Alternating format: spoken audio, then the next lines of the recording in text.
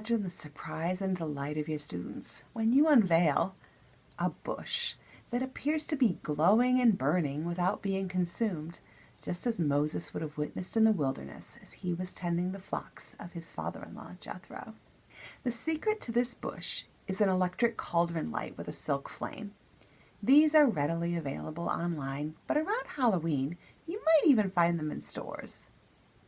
They come in a variety of sizes and even shapes.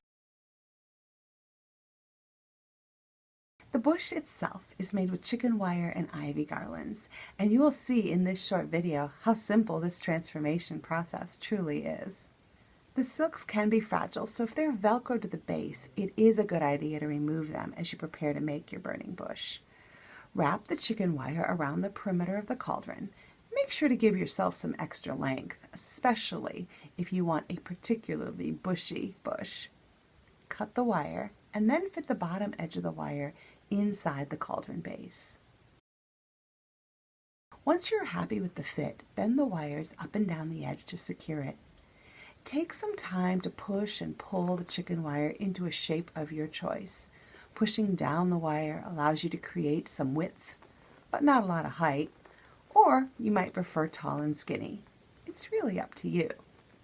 Greenery will cover the chicken wire. I used several strands of a rich green ivy garland, making it quite simple to wrap until you are satisfied that the chicken wire is sufficiently covered.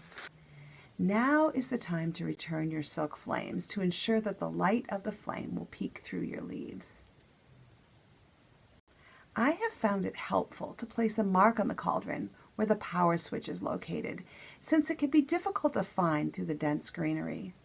This is especially important if you plan to smoothly unveil this prop to your students.